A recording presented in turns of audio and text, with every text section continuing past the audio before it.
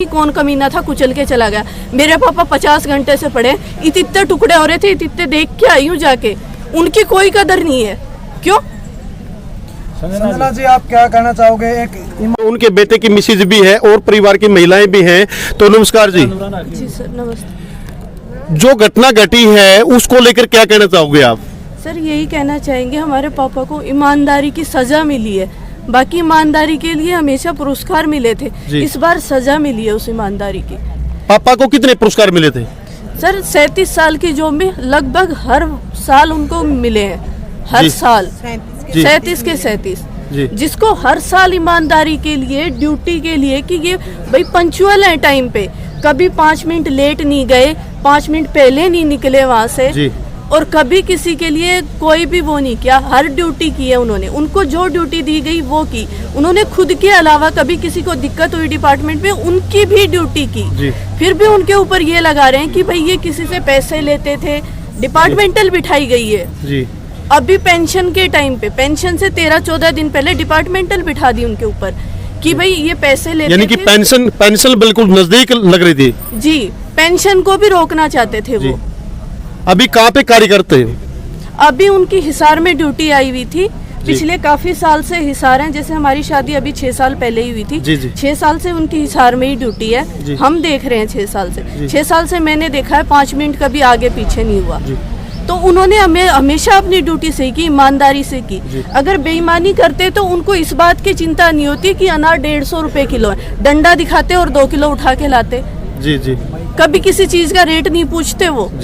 ईमानदारी दिखाई, फिर भी उसकी सजा मिली। फिर भी उनके ऊपर डिपार्टमेंटल बिठाई, झूठे झूठे एलिगेशंस लगाए कि भाई ये पहले रेड मारने से पहले भी उनको भगा देता है, ये वो कर देता है। उन्होंने बहुत सारे झूठे झूठे इल्जाम लगाए। मैंने हर पेपर पढ़ा है, हर पेपर दिखाया है मुझे। रघुवीर जी ने इतना बड़ा कदम उठाया, उससे पहले कभी घर पे कोई परेशानी या फिर इस प्रकार की बात आपके सामने या परिवार में उन्होंने साझा की हो? घर में कोई परेशानी नहीं थी उनको, सिर्फ ये था पिछली 14 तारीख से तो वो एक्शन में आ गए थे अपने। पिछली 14 तारीख को भी उन्होंने, जब पापा ने वो एक नरवाना से एप्लीकेशन डलवाई थी कि भाई आपके डिपार्टमेंट में ये हो रहा है, वो अभी यहीं पे खड़े हैं, उनके पास था भी वो पेपर, आपको दिखा रहे थे। उन्होंने दिखाए, सब पेपर दिखाए जी। वो डाली थी, वो डलवाई थी उन्होंने। जैसे मेरे मौसी है, मेरी सास की बहन, उनका लड़का नरवाना में जॉब करता है, उससे कहा कि बेटा तू डाल के आ जा। उसने डाल दिया। तो उन्होंने अंबाला से फोन कर करके पूछा भाई ये बाइक चोरी की है तेरी, ये है वो है, उन्होंने बहुत सारे कहे कि आप बताओ कहाँ। फिर उसको उठा लिया, उससे ब्लैंक पेपर पे भी साइन करवाए, ब्लैंक पेपर पे साइन लिए उसके, बता सकता है वो आपको। पापा ने उच्च अधिकारियों से कोई शिकायत नहीं की? उच्च अधिकारियों सबको भेजी गई है एप्लीकेशन, आप देख लो। उनको मैंने हर एक डॉक्यूमेंट की जेरोक्स दी हुई है सबको, मेरे पास ओरिजिनल भी है, मैं सब दिखा सकती हूँ।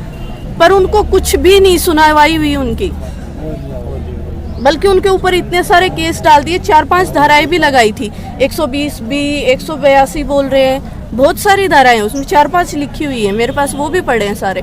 और उसके बाद क्या कहा कि इन्होंने हमारे लिए जाति सूचक शब्द का इस्तेमाल किया गया है। आप रिपोर्ट्स में देख सकते हो, जातिवाद का नाम आया है हर जगह। उन्होंने चलो लिखा एक जगह लिखा हुआ है भाई चमार जाति से ताल्लुक रखते हैं, इसमें उनको मुंह पे बोला है, आप हो मुंह पे बोला है क्या?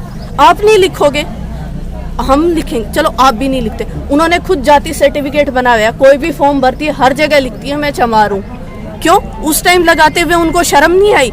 एक जगह लिख दिया भाई ये बंदे जो भ्रष्टाचार में लिप्त हैं, ये एक जाति से संबंध रखते हैं और इनका पूरा गैंग बना हुआ है। ये जो 6 नाम है, संगीता कालिया, DSP गुरदयाल, जोगेंद्र, महेंद्र, सुरेंद्र और कश्मीरा, रीडर कश्मीरा, ये तो मेन है।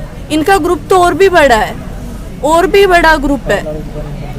इनका पूरा गिरोह चलता है, सिर्फ हिसार में नहीं, इनका सिरसा हर जगह चलता है। पापा ने नाम लिखे हुए हैं कि भाई इन जगह पे इनका गिरोह चलता है। आवाज क्या उठाई कि भाई रिश्वत मत लो, किसी गरीब से पैसे मत लो। इन्होंने उसी बात पे कर लिया। अभी जैसे पिछले साल जून-जुलाई की बात है, राखी के टाइम, राखी वाले दिन तो मेरे पापा चंडीगढ़ चले ही गए थे पोस्टिंग के लिए। उससे पहले सवाल उठाए, उन्होंने खुन्नस ले ली, डिपार्टमेंटल बिठाई, ट्रांसफर चंडीगढ़ कर दिया। वो पापा ने बात बूत की कि भाई मैं इस एज में हूँ और मेरा इतनी दूर रहना ठीक नहीं है। वैसे भी मेरे रिटायरमेंट के 6 महीने ही बचे हैं बस सिर्फ, क्योंकि 12 अगस्त को गए हैं पापा वहाँ, 31 जनवरी को रिटायरमेंट होनी थी, पर किसी सुनी उन्होंने, चलो किसी ने सुनी, कोई भला, उन्होंने कहा ठीक है चलो भाई आप यहाँ जाओ। यहाँ आने के बाद 4-5 दिन ड्यूटी गए तो उन्होंने कुछ ना कुछ तो किया ही है। उसके बाद पापा ने छुट्टी ले ली कि मैं 30 जनवरी को ही ड्यूटी पे जाऊँगा। तो छुट्टी में ये बताओ वो क्या कर सकते थे? वो तो ट्रांसफर के टाइम उनका मुद्दा डिपार्टमेंटल वाला हो गया होगा जी। तो फिर से जनवरी में डिपार्टमेंटल बिठाने के लिए उनको मुद्दा क्या था? उन्होंने फिर से यही लगाया कि भाई रेड मारते हैं, ये बता देता आगे। अगर जो बंदा 4 महीने से छुट्टी पे है उसको क्या पता तुम रेड मारने कहाँ जाते हो क्या नहीं पता है उसको? और ये रिकॉर्ड दिखाओ ना, आपने 4 महीने में कहाँ रेड मारी है जी जी बताओ आप। जैसे वो बोल रहे हैं कि इन्होंने जाति सूचक शब्द लिखा है, SC ST लगा दी। पापा मानते हैं, चलो मैंने एक जगह लिख दिया भाई इस जाति से ताल्लुक रखते हैं, कह रहे हैं मुझे लिखना नहीं चाहिए था, मेरी गलती है, जाति नहीं बतानी चाहिए थी। मेरे से यही बात कही, बिटिया मेरी सिर्फ ये गलती थी, मैंने ये लिखा। आप बताओगे नहीं किसी की जाति? बताते नहीं हो क्या आप कहीं नहीं लिखते हो?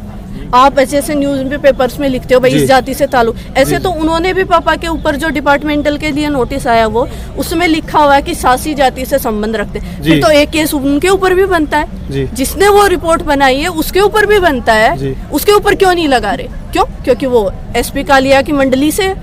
क्यों? अपनी मंडली को बचाती रहेगी और बाकी सब मरते रहो। अरे एक सड़क पे कुत्ता मर जाता है, 4 गाली दे के जाते हैं, पता नहीं कौन कमीना था कुचल के चला गया। मेरे पापा 50 घंटे से पड़े, इतने टुकड़े हो रहे थे, इतने देख के आई हूँ जाके, उनकी कोई कदर नहीं है। क्यों? संजना जी आप क्या कहना चाहोगे? एक ईमानदार व्यक्ति ने अपनी जान गंवानी पड़ा है, मतलब अपनी आवाज उठाने के लिए, अपनी ईमानदारी को सिद्ध करने के लिए इससे ज्यादा बड़ा सबूत कोई आदमी नहीं दे सकता कि उन्होंने अपनी जान गंवा दी। ये बातें सुन के कि उन्होंने कितनी आवाज़ उठाई और अब भी ये जानना पड़ रहा है कि उनकी FIR तक नहीं की जा रही है। आप मीडिया साथी हैं, आप इनकी पूरी सपोर्ट करें कि एटलीस्ट FIR हो इस बात पे, इस पे पूरी कार्यवाही बैठे और सबके सामने FIR से सेटिस्फाइड। और पहले तो उनको उनकी नौकरी से बर्खास्त करो और नॉर्मल जैसे आम आदमी के साथ जैसे कार्रवाई करते हैं वैसी करो, आम आदमी की तरह होनी चाहिए। उसको क्यों IPS की तरह ट्रीट कर रहे हो? जब उसने एक आदमी को आत्महत्या नहीं की, मेरे पापा ने खुद नहीं लेटे, धक्का मार के लिटाया उन्होंने, इतना मेंटल टॉर्चर किया था। जो बंदा आप आजू बाजू के गांव में पूछ लो, कहीं किसी रिश्तेदारी में पूछ लो, किसी से पूछ लो, सबको बोलते थे कि भाई मरने से क्या होता है, जी के दिखाओ, जीना मुश्किल है मरना आसान। वो मरने गया तो सोचो कितना मेंटल टॉर्चर किया है उन्होंने। मुझे नहीं लगता वो मेंटल टॉर्चर से गए होंगे, मुझे लगता है कि वो अपनी सच्चाई सिद्ध करने के लिए गए हैं। वो मैं भी यही कह रही हूँ, FIR होनी चाहिए, प्रॉपर कार्यवाही होनी चाहिए और उनको उसी तरीके का दंड मिलना चाहिए जिस तरीके का वो डिजर्व करते हैं जी।